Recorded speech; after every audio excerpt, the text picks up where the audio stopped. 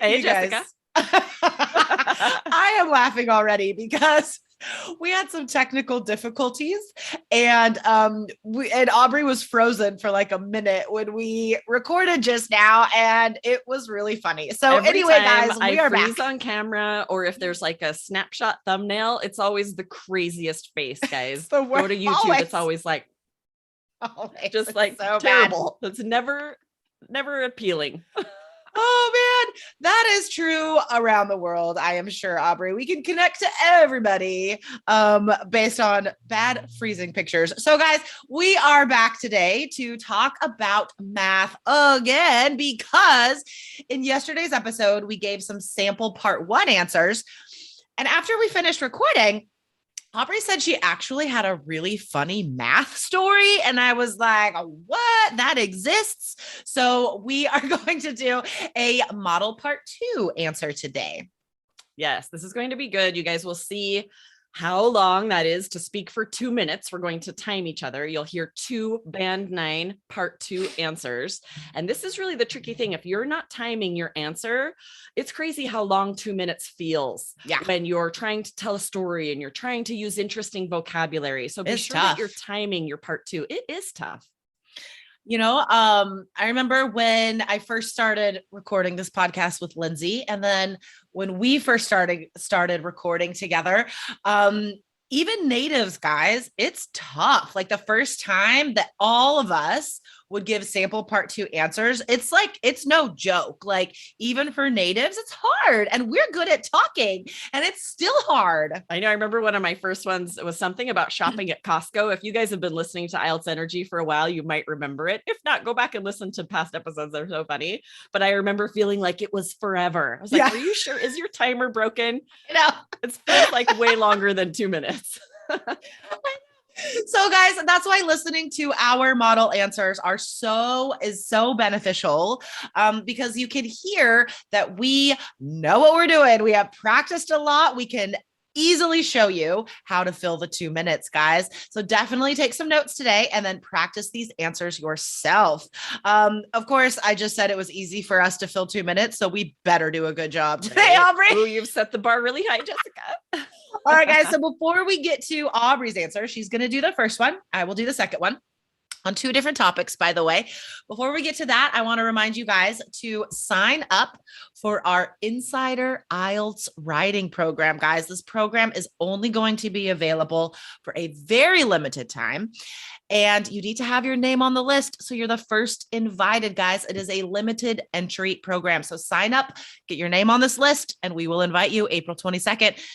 Go to allearsenglish.com/writing-wise. So we email you as soon as it's available.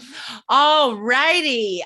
So Aubrey is going to answer this speaking part 2 cue card.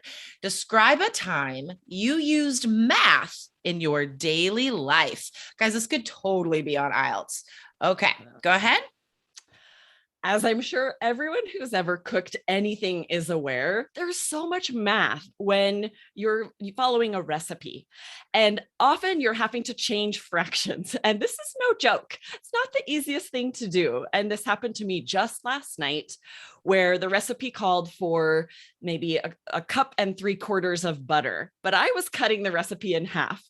And I am so happy no one was there to witness my attempt at cutting 1 3/4 cups in half, because I was trying to think through it and think about how I would divide the fractions and change the numerator and the denominator, and realized I had no idea. So then I just took the butter cubes, and with my knife I tried to figure out what would be half of that. And I'm glad my kids weren't around. I'm glad my math teachers from high school weren't around to be so embarrassed at how little I remember of what they taught me, because it was a hot mess. And I do think that I was successful in the end, because I was making a crust for a chicken pot pie and it turned out fantastic. It was absolutely scrumptious. So I think I did it right in the end, but that happens all the time, that for math, for recipes, the math is really tricky for me. We use, cups and teaspoons and tablespoons in the United States, and they're always an odd fraction that if I have to double it, I can usually figure that out. But if I have to cut it in half or maybe in thirds, because often recipes will be for a big crowd, and if I'm making something for less people, I have to adjust these fractions. And it's just not the simplest thing to figure out. I feel like my brain gets really muddy and foggy. And then I start feeling really silly because I think this shouldn't be that hard. This shouldn't be that difficult to change a fraction. But for some reason it is. And I have to really fight to not feel Thank you. Thank you. dumb. Did that feel like a long time? Yes, it felt like a long time. Like, okay, now I have to think and I have to talk about how it makes me feel to be really bad at math. So guys, that was such a great model answer because this is a really difficult cue card. And Aubrey followed our 3 key strategies to the T and ended up doing very, very well, of course, because you are 3 key certified, Aubrey. You know what you're doing. So guys, go back and listen to that answer because Aubrey told an amazing story about the question, right? Giving a lot of detail. But you know what? Not all stories can fill 2 minutes, right? I mean, what else can you say about this recipe, right? So definitely listen to how she filled the rest of the time, talking about why it's difficult, how it's difficult in general for her, and how she felt about that. So those are all great ways to fill the rest of that time. When you listen to that answer, guys, I want you to notice the math specific vocabulary because talking about numbers, this is really hard. This is some very specific vocab. I mean, half, you guys know half, right? 3/4, 1/3, thirds, you mentioned, numerator, denominator. These are all very specific math terms, guys. But also some slang was thrown in there to show variety. 2 of my favorite slang terms that I use a lot, I actually said this before you gave your answer, the no joke thing. This is such a great phrase to be like, this is really hard. Like, I'm not kidding. It's no joke. Do you use that a lot? Oh, yes, all the time. This is no joke. And you're just saying, this is difficult. This is hard to figure out. Totally. And I feel like we also use it instead of like for real, or if I'm being funny, for reals. But we also say like, no joke, guys.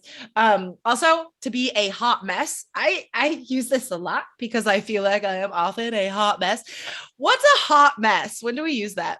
Yeah, just when everything's going wrong, right? Or for example, this is a good example where my math skills in general are a hot mess because they're not great, right? So it's just a really native, interesting way to describe something that's really terrible. Oh God, I love that term so much. All right, Aubrey, before we finish up today, I am going to do a sample answer. I don't even know my topic. What is my topic? Your topic is describe a person you know who is good at math. Oh, okay. I can do this. All right. Hang on. Let me get my timer. Got to make sure it's an accurate 2 minutes. Okay. You may begin speaking now, please. So crazy enough, but I'm going to talk about my son because I am a very proud mama and I want to brag about my son, James, at every opportunity. No joke. He is better at math than I am. It just is so good at math. I am constantly impressed by his ability to quickly add numbers in his head, do fractions in his head. Just, he can do all of this stuff, which of course, that is a huge benefit. And I'm very proud of him for having such an amazing math brain.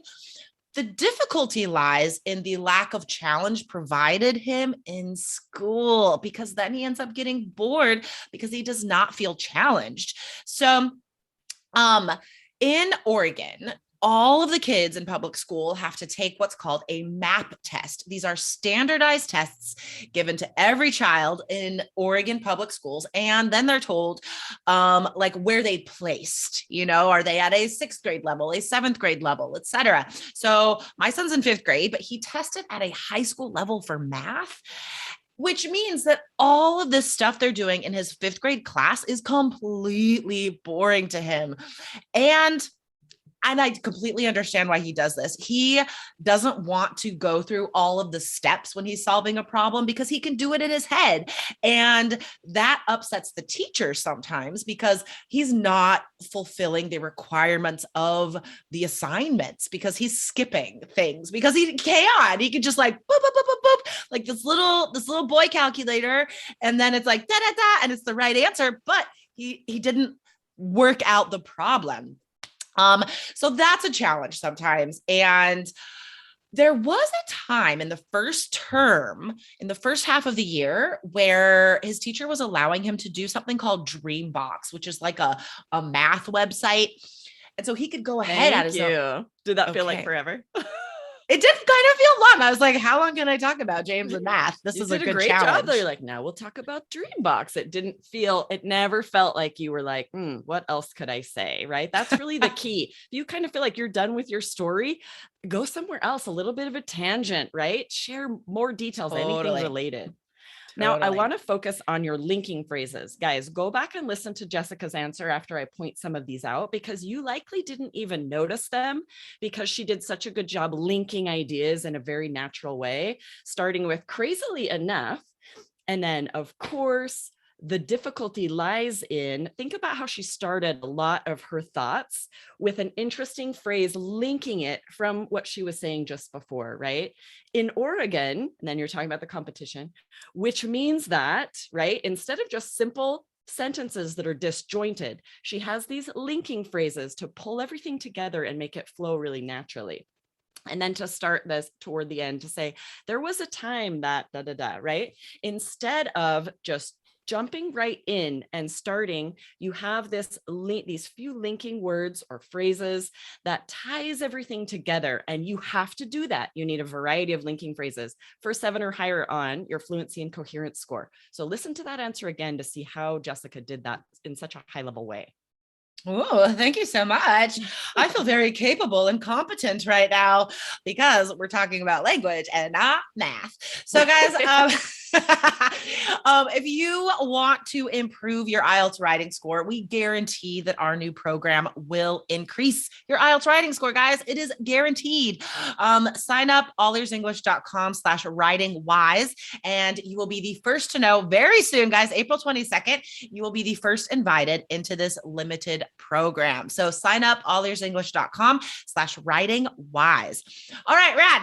Aubrey, thanks for chatting today. This was fun. Yes, you too. I'll see you next time. All right, bye. Bye.